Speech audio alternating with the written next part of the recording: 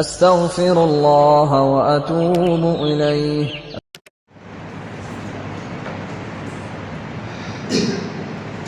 بسم الله الرحمن الرحيم.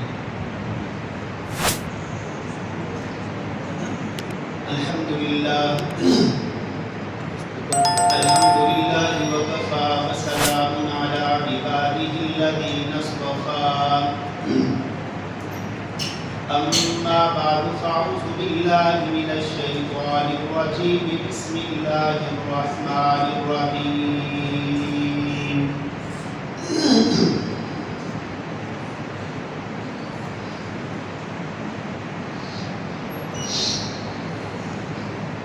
يسبحون الليل والنهار لا يفترون. صدق الله العظيم وصدق رسوله النبي الكريم. ونحن على ذلك من الشاهدين والشاكرين والحمد لله رب العالمين.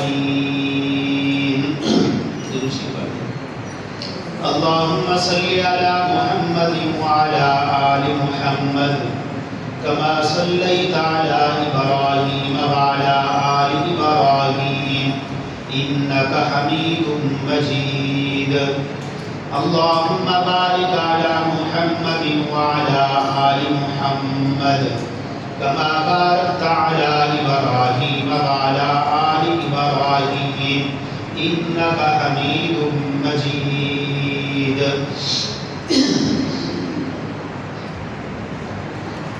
عزیزان محترم و مکرم، گزشتہ جمعہ میں اس بات کے اوپر آپ لوگوں کی توجہ دلائی تھی کہ وہ کون سے ایسے کام ہیں، وہ کون سے ایسے اعمال صالحہ ہیں کہ جن کے کرنے کی وجہ سے اللہ کے فرشتوں کی دعائیں اس بندے کو نصیب ہو جاتی ہیں۔ آج بھی اسی حوالہ سے چند ایسے اعمال کا تذکرہ کروں گا کہ جن اعمال کے کرنے سے اللہ کے فرشتے بندے کے ساتھ شامل ہو جاتے ہیں۔ تو یہ بڑی سعادت ہے کہ اللہ کے فرشتوں کی دعائیں نصیب ہو جائیں، اور اسی طرح اللہ کے فرشتوں کا ساتھ نصیب ہو جائے۔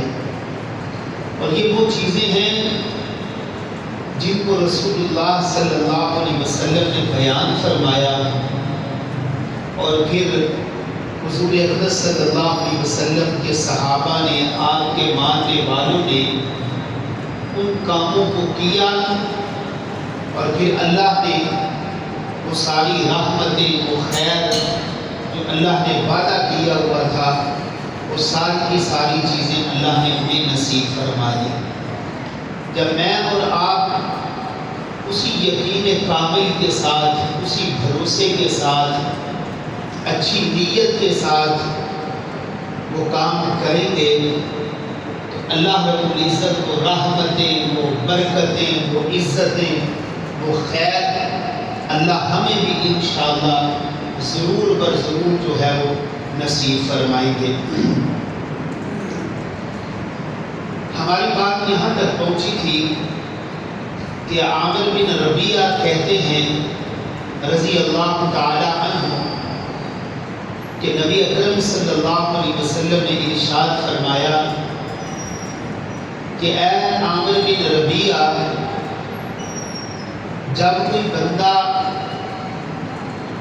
میرے اوپر درود پڑھتا ہے، میں نے یہاں پہ بات کو ختم کیا تھا جہاں ہم اپنے رب کے تذکرے کرتے ہیں، اپنے رب کی حمد و ثنا، اپنے رب کی تعریفیں بیان کرتے ہیں، وہاں محمد کریم صلی اللہ علیہ وسلم کا تذکرہ کرنا، آپ کی تعریف بیان کرنا یہ ہر مسلمان کے اوپر لازم ہے۔ وہ شیخ سعدی علیہ الرحمہ نے کہا تھا نا، فارسی میں شعر ہے، زبان تا پودر دیہاں جا اے گیر، زبان تا پودر دیہاں جا اے گیر، صدائے محمد ببد دل پذیر۔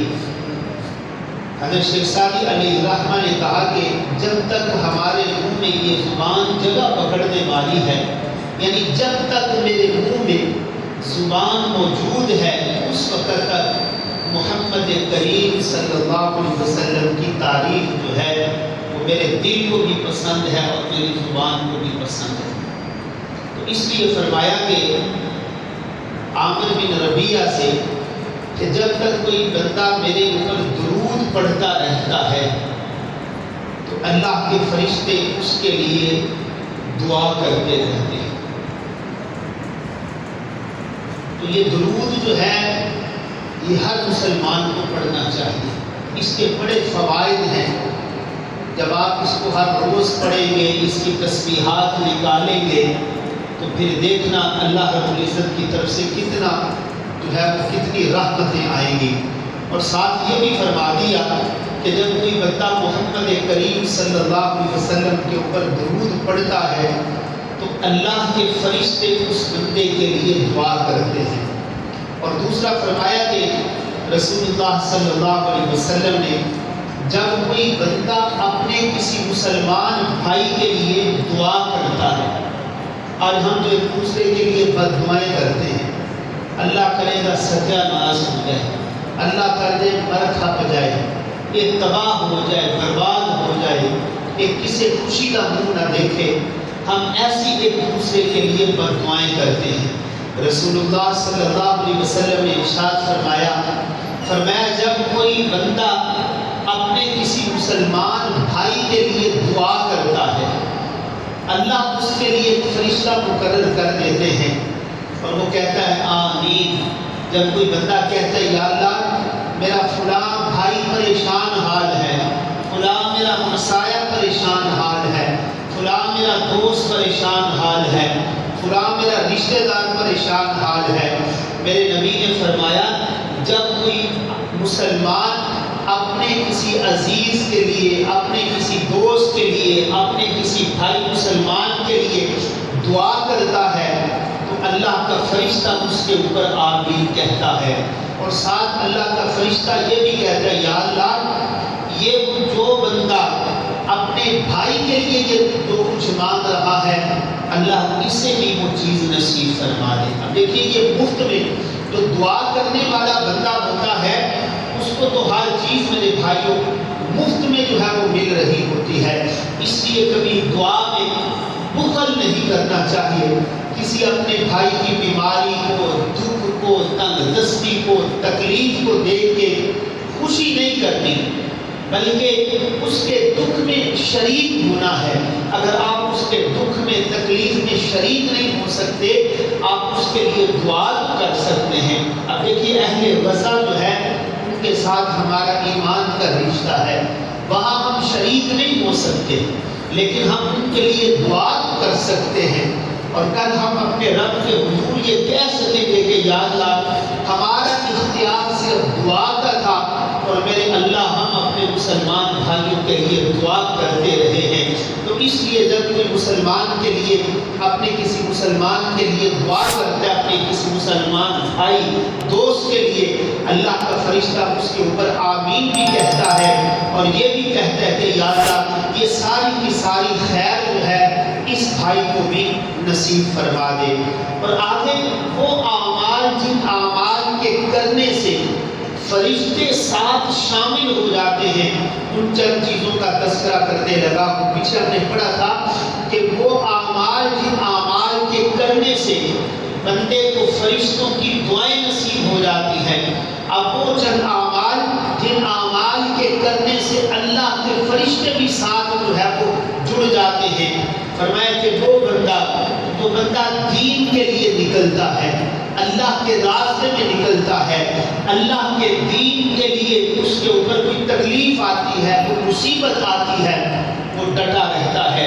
ان الذین قالوا ربنا اللہ ثم استقاموا تتنزل علیہم الملائکہ، بے شک وہ لوگ جنہوں نے کہا کہ ہمارا رب تو اللہ تعالیٰ ہے، پھر عقیدہ توحید اور عمل صالح کے اوپر انہوں نے استقامت کو اختیار کیا، پھر اللہ نے ان کے اوپر فرشتوں کو نازل کیا۔ تتنزل علیہم الملائکہ، بے شمار مثالیں ایسی ہیں کہ جن لوگوں نے دین اسلام کے لیے بڑی بڑی تکلیفوں کو برداشت کیا، کئی دفعہ بلال حبشی کا تذکرہ کیا، حضرت سمیہ کا تذکرہ کیا، اس دن میں درس میں حضرت سنیرہ کا تذکرہ کر رہا تھا، وہ بھی ایک صنف نازک خاتون تھی، ان کے اوپر اتنا ظلم کیا گیا کہ ان کی بینائی ختم ہو گئی، اور ابو جہل ابو لہب کہنے لگے کہ یہ نعوذ باللہ گستاخ ہے، اس نے ہمارے معبودوں کی گستاخی کی ہے، لات منات مستقیم بے بلندی کی ہے، اس وجہ سے اس کی آنکھیں چلی گئی ہیں۔ حضرت سنیرہ اپنے رب کے حضور جھکتی ہیں، اپنے رب سے آہوازاریاں کرتے ہوئے کہتی ہیں کہ یا اللہ اب تو یہ لوگ میرے ایمان کے اوپر حملہ کر رہے ہیں، میرے اللہ مجھے پتا ہے عزت کا مالک تو ہے، ذلت کا مالک تو ہے، زندگی اور موت کا مالک تو ہے، تیرے چاہنے سے سب کچھ ہوتا ہے، یا اللہ میری بینائی کو واپس کر دے۔ یہ کہہ رہے ہیں کہ لات منات عزا نے اس کی بینائی کو ختم کر دیا ہے، لیکن میرے اللہ میری بینائی تیری طرف سے ہی ختم ہوئی ہے، واپس بھی تیری طرف سے ہی ہوگی۔ حضرت سنیرہ دعا کرتی ہیں، میرا اللہ جو ہے ان کی بینائی کو واپس کر دیتا ہے۔ اللہ کے لیے تو کوئی مشکل کام نہیں ہے، اس لیے فرمایا ان الذین قالوا ربنا اللہ ثم استقاموا، کہ جن لوگوں نے کہا کہ ہمارا رب اللہ تعالیٰ ہے، پھر اسی پہ ڈٹے رہے، اسی کے اوپر انہوں نے استقامت کو اختیار کیا، دین ایمان کو ایک لمحہ کے لیے نہیں چھوڑا، تو فرمایا کہ اللہ رب العزت نے ان کے اوپر جو ہے وہ فرشتوں کو نازل کر دیا۔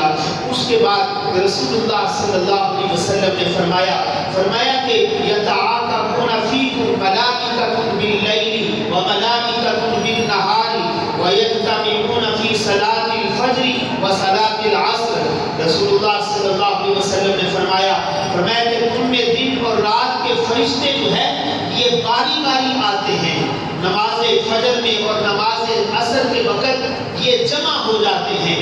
معلوم ہوا کہ جو بندہ فجر کی نماز پڑھتا ہے، جو بندہ عصر کی نماز پڑھتا ہے، باقی نمازیں بھی ہیں لیکن یہ وہ خاص نمازیں ہیں کہ فرمایا کہ جو بندہ ان کی پابندی کرتا ہے اللہ کے فرشتے اس کے اوپر نازل ہوتے ہیں۔ بلکہ عصر کی نماز کے متعلق تو یہاں تک فرمایا، نبی علیہ السلام والسلام تشریف فرما کے ایک عورت بھاگتی ہوئی آئی، اس نے کہا اللہ کے رسول میرا بچہ گم ہو گیا ہے۔ نبی علیہ السلام نے فرمایا تمہیں تیری گھبراہٹ سے یہ اندازہ ہوا کہ کہیں تیری عصر کی نماز تو نہیں رہ گئی؟ تو نبی علیہ السلام نے فرمایا جس بندے کی عصر کی نماز رہ گئی گویا کہ وہ سمجھ لے کہ میرا سارا کاروبار ہی تباہ ہو گیا، میرا اہل و عیال ہی تباہ ہو گیا۔ اب دیکھیے خدا نہ کرے کسی کا ایک بیٹا پانی میں ڈوب جائے، یا خدا نہ کرے کہ ایسی آفت آ جائے، نقصان ہو جائے، تو کتنا بندہ پریشان ہوتا ہے۔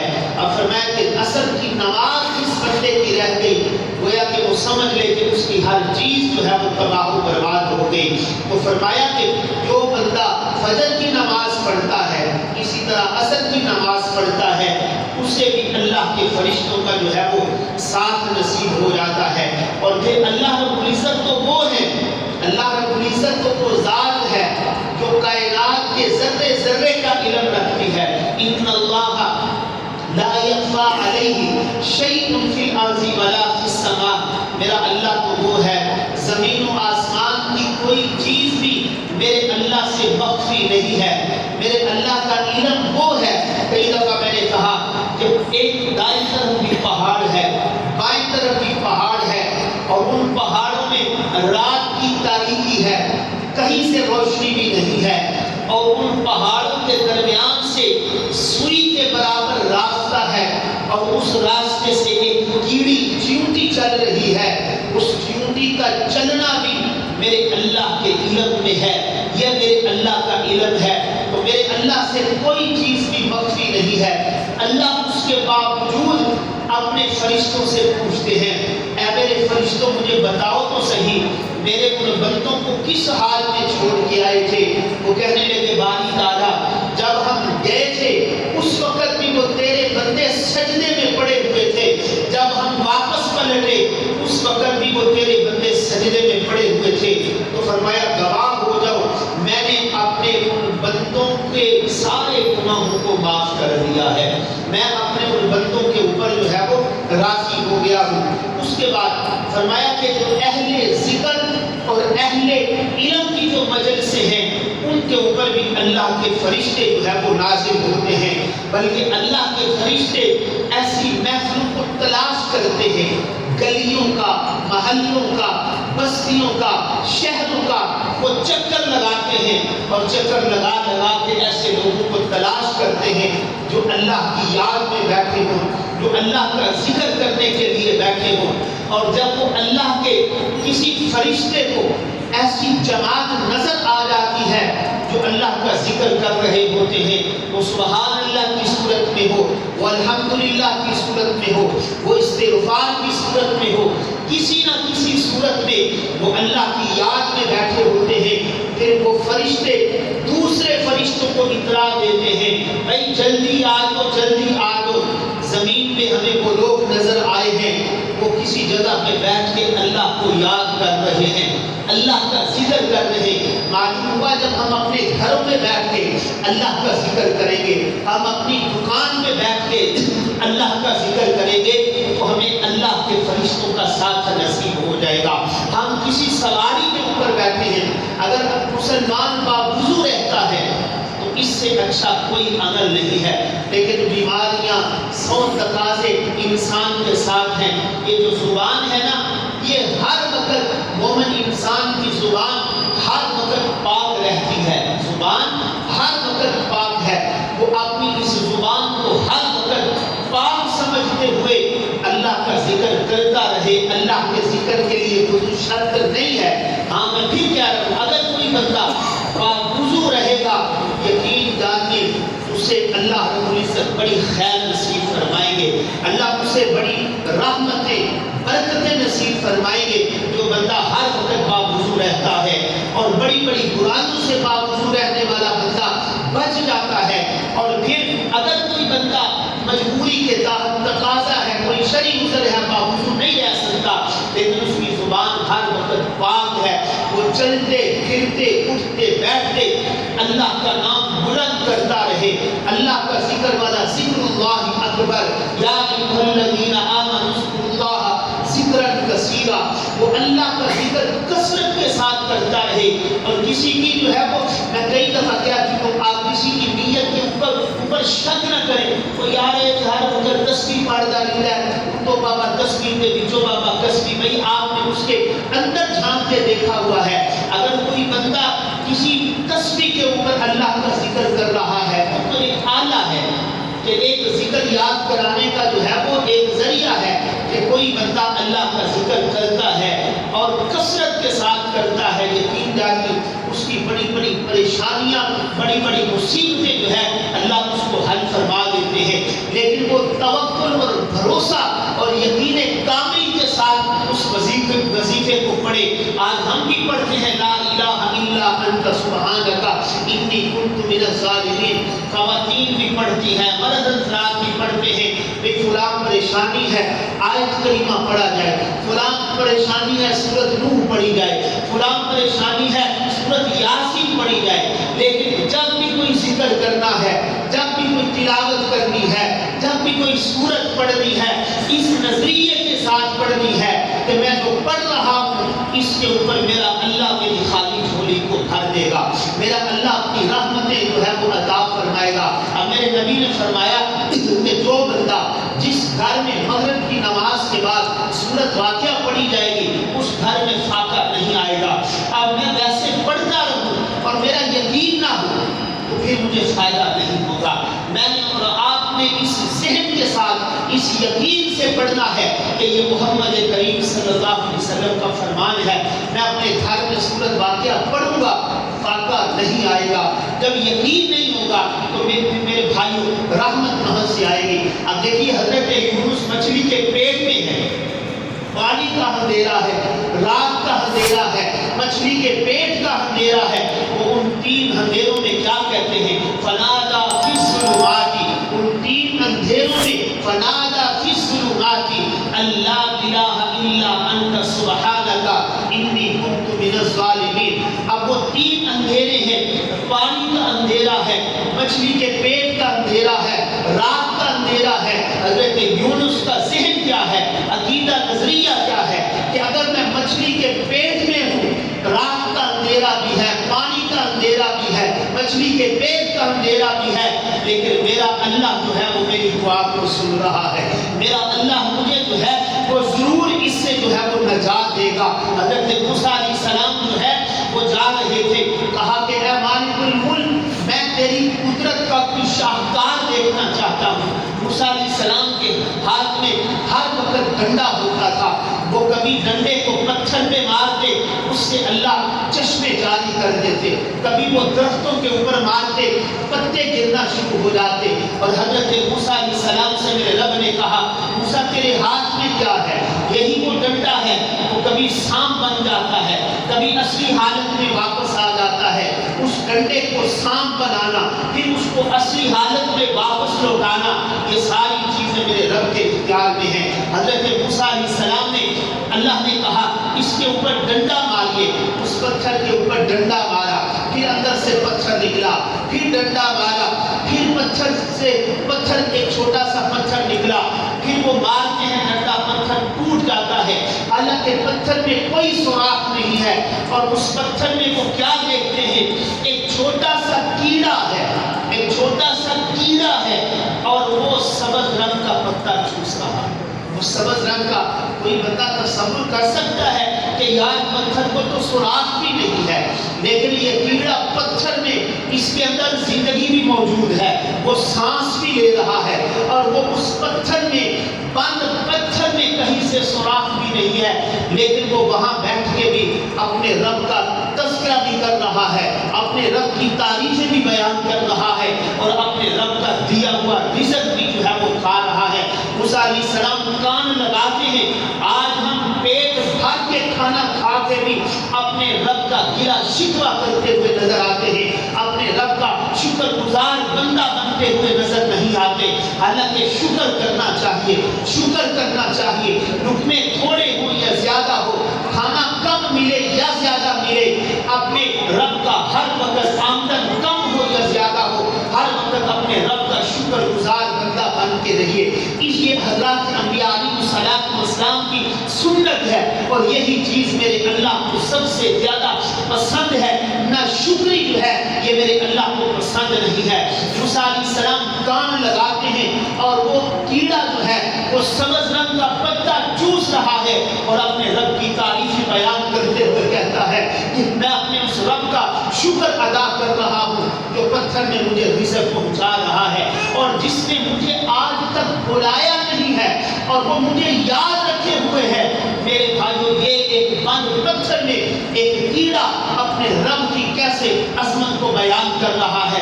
تو اس لیے میرے بھائیو یاد رکھیے گا، اللہ کے فرشتوں کا ساتھ اسی وقت نصیب ہوتا ہے، اللہ کے فرشتے اسی وقت نازل ہوتے ہیں جب بندہ اللہ رب العزت کے پاک پیغمبر امام الانبیاء صلی اللہ علیہ وسلم کی بتائی ہوئی باتوں کے اوپر عمل کرتا ہے۔ تو اس لیے فرمایا جب کوئی بندہ اللہ کا ذکر کرتا ہے، یہاں سے بات چلی تھی اللہ کا ذکر اس نظریے کے ساتھ کرے، آیت کریمہ تب فائدہ دے گا، سورت واقعہ تب فائدہ دے گی۔ اب جہاں اللہ نے قرآن حکیم میں آیت کریمہ کا تذکرہ کیا ہے، اس دعا کا تذکرہ کیا جو حضرت یونس نے مچھلی کے پیٹ میں پڑی تھی، فنادى في الظلمات أن لا إله إلا أنت سبحانك إني كنت من الظالمين۔ اللہ نے کہا فاستجبنا له فنجيناه من الغم وكذلك ننجي المؤمنين۔ فرمایا کہ میں نے قانون بند نہیں کیا، قیامت تک آنے والے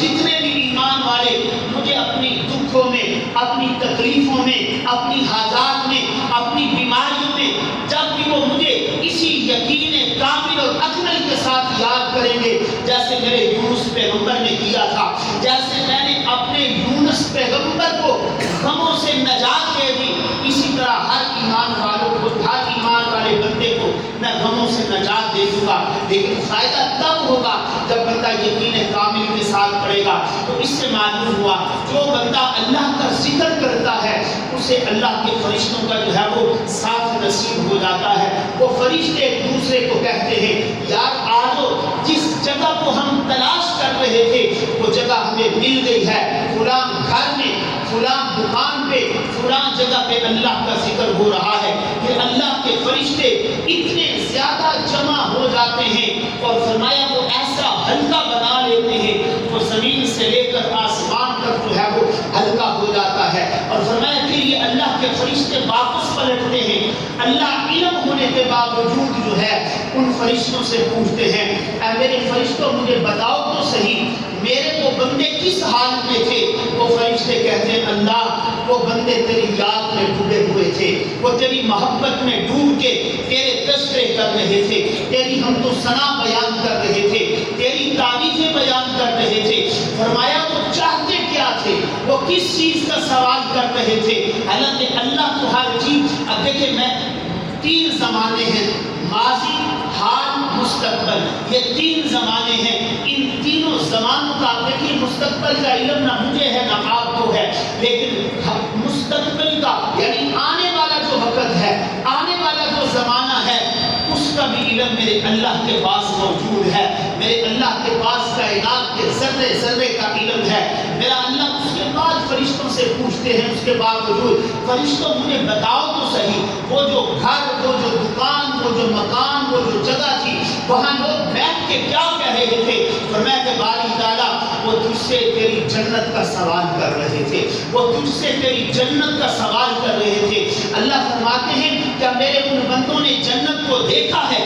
اللہ کے فرشتے کہتے ہیں یا اللہ ان بندوں نے تیری جنت کو دیکھا تو نہیں ہے لیکن تیری جنت کا سن رکھا ہے۔ فرمایا تو اگر جنت کو دیکھ لیتے تو فرمایا کہ وہ جنت کی اور زیادہ طلب کرتے۔ فرمایا اور وہ کیا کہہ رہے تھے؟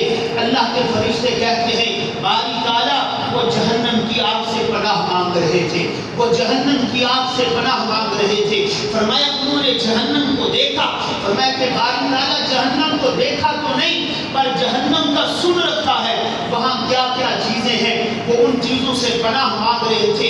پھر اللہ کہتے ہیں اے میرے فرشتوں گواہ ہو جاؤ، قد غفرت لہم، تم اس بات کے اوپر گواہ ہو جاؤ میں نے ان تمام کے تمام لوگوں کو معاف کر دیا۔ میں نے یہ کتنی بڑی آفر ہے رب کی طرف سے، کتنی بڑی بشارت ہے رب کی طرف سے۔ پھر ایک فرشتہ کہتا ہے باری تعالیٰ وہ لوگ جو تیرا ذکر کر رہے تھے، جو تیری تعریفیں بیان کر رہے تھے، جو تیرے تذکرے کر رہے تھے، ان میں ایک بندہ ویسے ہی آ کے بیٹھ گیا، ایک بندہ ویسے ہی آ گیا، اسے کوئی کام تھا کہ میں نے فلاں بندے کو ملنا ہے، فلاں بندے سے چابی لینی ہے، فلاں سے کوئی کام ہے۔ فرمایا وہ بندہ ذکر کی نیت سے نہیں آیا تھا، ویسے ہی آ کر اس محفل میں بیٹھ گیا۔ میرے اللہ نے کہا فرشتوں تم گواہ ہو جو وہ محفل اتنی عظیم کہ میں اللہ نے اس آنے والے بندے کی بھی زندگی کے سارے گناہوں کو معاف کر دیا ہے۔ اس لیے میرے بھائی یہ وہ کام ہے جن کاموں کے کرنے سے اللہ کے فرشتوں کا ساتھ نصیب ہوتا ہے۔ اس کے بعد رسول اللہ صلی اللہ علیہ وسلم نے ارشاد فرمایا کہ جو بندہ قرآن مجید کی تلاوت کرتا ہے، قرآن مجید کی تلاوت کرنا یقین جانیے یہ بہت بڑا عظیم سرمایہ ہے، یہ برکتوں کا سبب ہے، یہ خیر کا سبب ہے۔ آج ہم نے اس موبائل نے ہمیں اتنا تباہ کر دیا، یقین جانیے آج ہم نے اپنی زندگی سے قرآن کو نکال دیا ہے۔ ہم اپنے دلوں کو چیک کریں، ہمارے دل جو ہے وہ زنگ آلود ہو چکے ہیں، ہمیں کسی چیز کی پرواہ نہیں ہے۔ میرے نبی نے کہا تھا نا صحابہ لوہے کو زنگ لگ جاتا ہے، ایسے دلوں کو بھی زنگ لگ جاتا ہے۔ صحابہ نے کہا اللہ کے رسول جب لوہے کو زنگ لگتا ہے اس کے صاف کرنے کا طریقہ تو ہمیں آتا ہے، لیکن اللہ کے رسول جب دلوں کو زنگ لگ جائے ان دلوں کی صفائی کا کیا طریقہ ہے؟ تو میرے نبی نے کیا فرمایا تھا؟ فرمایا ایک موت کو کثرت سے یاد کرنا۔ کتنے لوگ موت کو یاد کر رہے ہیں؟ کتنے لوگ؟ بہت کم لوگ ہیں جو موت کو یاد کرتے ہیں. ہم کتنے جنازے کندھوں پہ اٹھاتے ہیں, اپنے ہاتھوں سے دفن کرتے ہیں, اپنے ہاتھوں سے مٹی ڈالتے ہیں, لیکن ڈر سے مس نہیں جاؤ کہ بیمار کی طرح فوت ہو گیا, اس کے تو گردے کام کرنا چھوڑ گئے, وہ تو دل کا مریض تھا, اس کو شوگر تھی, وہ اس لیے چلا گیا. موت ان چیزوں کی محتاج نہیں میرے بھائیوں. اگر اپنے دل کا ضبط اتارنا چاہتے ہو تو پھر موت کو کثرت سے یاد کیا کرو. اور دوسرا, اپنے رب کی یاد قرآن حکیم کی کثرت کے ساتھ تلاوت کیا کرو. جب اللہ قرآن مجید کی تلاوت نصیب فرما دے تو یقین کرنا بڑی بڑی پریشانیوں سے بندہ بچ جاتا ہے. حضرت علی رضی اللہ تعالیٰ نے کیا کہا تھا؟ کہا کہ جب میرا دل یہ کرتا ہے میں اپنے رب سے باتیں کروں. حیدر کرار کہہ رہے ہیں, فاتح خیبر کہہ رہے ہیں, جب میرا دل کرتا ہے میں اپنے رب سے باتیں کروں تو پھر میں اللہ اکبر کہہ کے اپنے رب سے باتیں کرنا شروع کر دیتا ہوں. اور جب میرا دل یہ چاہتا ہے میرا رب مجھ سے باتیں کرے تو میں اپنے رب کے قرآن کی تلاوت شروع کر دیتا ہوں. تو اسی طرح میرے بھائیوں, جو بندہ اللہ کے قرآن کی تلاوت کرتا ہے, اللہ رب العزت کے فرشتوں کا جو ہے وہ اسے ساتھ نصیب ہو جاتا ہے. جن اعمال کا میں نے تذکرہ کیا گزشتہ جمعہ میں بھی, اس جمعہ میں بھی, اللہ وہ اعمال ہم سب کو کرنے کی توفیق نصیب فرمائے. وما علینا الا البلاغ المبین.